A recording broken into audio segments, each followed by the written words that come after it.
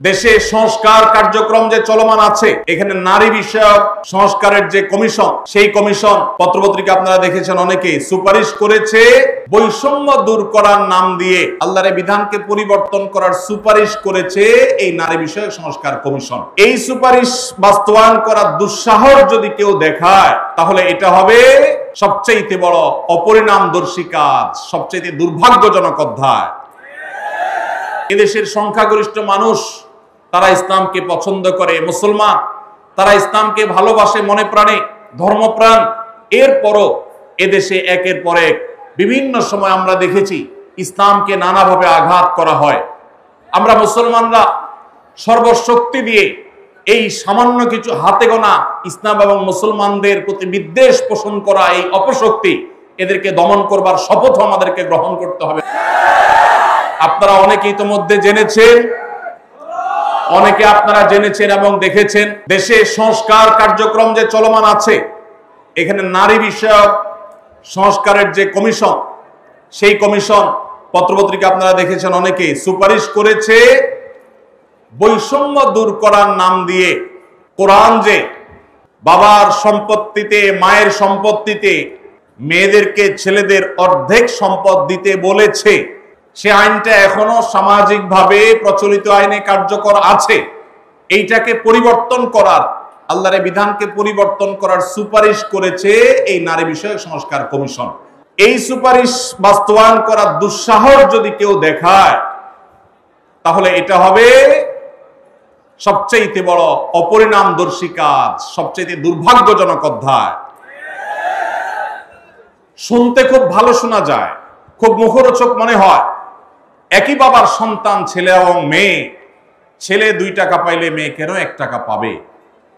কিন্তু এর পেছনে লুকায়িত আছে এক গভীর শয়তানের ষড়যন্ত্র। সেটা হলো পশ্চিমা পৃথিবীর মানুষেরা তাদের পরিবার ব্যবস্থাপনা ধ্বংস হয়ে গেছে, বহু আগেই তাদের পরিবার ব্যবস্থাপনা মুখ থুবড়ে পড়েছে।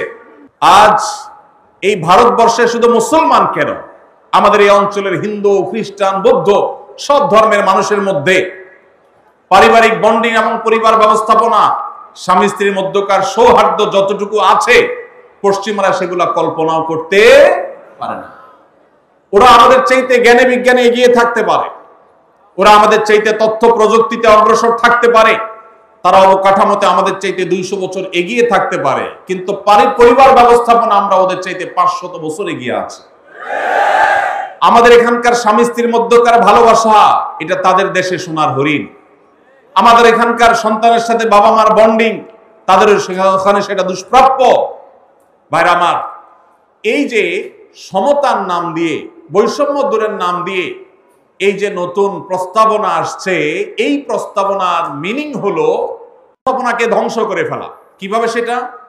ছেলে এবং মেয়ে উভয় যখন সমান সমান হারে 1 টাকা 1 টাকা করে পাবে, তখন পশ্চিমাদের মতো ছেলে বলবে মেয়েকে, বাসা ভাড়া তুমি অর্ধেক শেয়ার করো, সংসার খরচ তুমি অর্ধেক শেয়ার করো, যেভাবে পশ্চিমা পৃথিবীতে আছে। এইটা যদি শুরু হয়, তখন পরিবার ব্যবস্থাপনা ওদেরটা যেরকম ধ্বংস হয়েছে, আমাদেরটাও ধ্বংস হওয়া অনিবার্য হবে। দুইজনকে ঘরের বাহির হতে হবে। এটা হলো স্বামী স্ত্রীর মধ্যকার রেষারেষি শুরু হওয়ার একটা সূচনা, একটা সূত্রপাত, যে তোমার কাছেও 2 টাকা আছে, আমার কাছেও 2 টাকা আছে, তাহলে সংসার খরচ আমি দিলে তুমি কেন দিবা না, তোমাকেও দিতে হবে। এখন আল্লাহ রাব্বুল আলামিন যে সুন্নাতুল্লাহি ফিল আরদ, পৃথিবীতে আল্লাহর যে নিয়ম রেখেছেন, পুরুষরা বাহিরের দিকটা সামলায়, মেয়েরা ভেতরের দিকটা সামলায়। পুরুষরা বাহিরের জগৎটাকে দেখে, মেয়েরা ভেতরের জগৎটাকে দেখে। এই যে বন্টন, এই বন্টনের মধ্য দিয়ে যে পরিবার ব্যবস্থাপনা মানব সভ্যতার শুরু থেকে আজও পর্যন্ত আসছে, এটার ভিন্ন পথ এক্সপেরিমেন্ট করে, চালিয়ে, পরীক্ষা চালিয়ে পশ্চিমারা ফেইলিওর হয়ে গেছে, ব্যর্থ হয়ে গেছে। এখন আমাদের সমাজকে ব্যর্থ করার অপচেষ্টা এদেশে তাদের কিছু দূষররা করছে এবং তারা এই কাজে লিপ্ত আছে। বিধায় আমাদেরকে চোখ কান খোলা রাখতে হবে।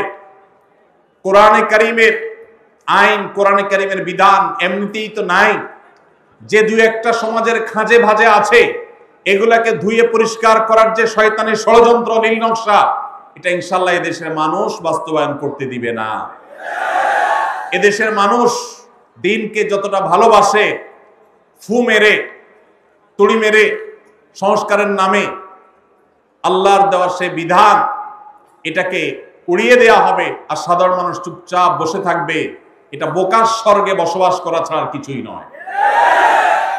এমনিতেই কোরআনের কোন আইন, কোন বিধান, আল্লাহর আদেশ বা নিষেধ মুসলিম অধ্যুষিত দেশ হিসাবে, ধর্মপ্রাণ মানুষদের দেশ হিসাবে সেটা আমাদের আইনে, সংবিধানে এমনিতেই স্থান পাচ্ছে না।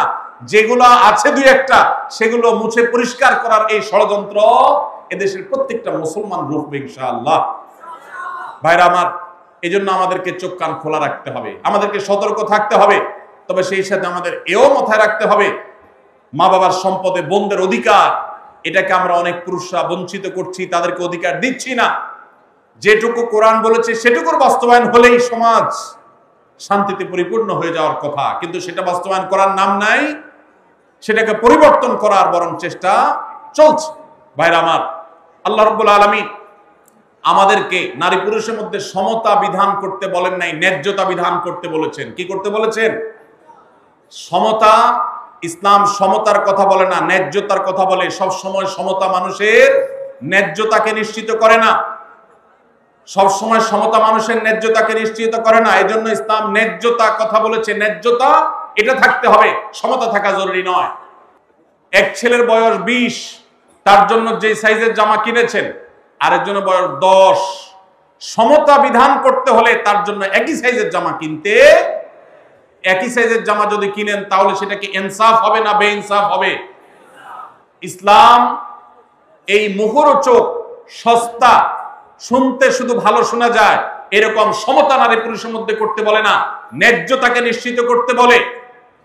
আপনি কোথাও আপনার ছেলে মেয়েদেরকে কোনো ভালো কিছু দেখাবার জন্য নিয়ে গেছেন, দুইজন ছেলে বা একজন ছেলে একজন মেয়ে গেছে, একজন বড় একজন ছোট, একটু উপরে উঠে দেখতে হবে। সেজন্য যে বড় 15 বছর বয়স, তার দেখার সুবিধার জন্য 3টা ইট দিয়ে বলেছেন তুমি এবার দাঁড়াও, সে দেখতে পাচ্ছে। এখন যার বয়স 5, তার জন্য যদি 3টা ইট দেন সে কি দেখতে পাবে? কিন্তু যেহেতু বড়জনকে 3টা দিবেন, ছোটজনকেও 3টা দিবেন, ছেলেকে 3টা দিবেন, মেয়েকেও 3টা দিবেন, এটা হলো সমতার দাবি। আর ন্যায্যতার দাবি হলো যার 3টা লাগে তারা 3টা দিবেন, যার 6টা লাগে তাকে 6টা দিবেন। এটা হলো ন্যায্যতা। ইসলাম নারী পুরুষের মধ্যে ন্যায্যতা নিশ্চিত করতে বলে, সমতা নয়। পশ্চিমারা যে সমতার কথা বলে এটা মুখরোচক, বস্তা পচা সস্তা স্লোগান। এই স্লোগান কখনো ইনসাফ প্রতিষ্ঠা করতে পারে না। পশ্চিমাদের সমাজ ব্যবস্থা ইনসাফ প্রতিষ্ঠা হয় নাই। নারীরা মুসলমানদের চাইতে 1000 গুণ বেশি নিগৃহীত, নিষ্পেষিত। আমাদেরকে বুঝতে হবে এবং ধারণ করতে হবে। আল্লাহ রাব্বুল আলামিন কোরআন এবং হাদিসের আলোকে আমাদের জীবনকে, আমাদের সমাজকে, আমাদের দেশকে, আমাদের পরিবারকে সবকিছুকে ঢেলে সাজাবার তৌফিক আমাদেরকে দান করুন।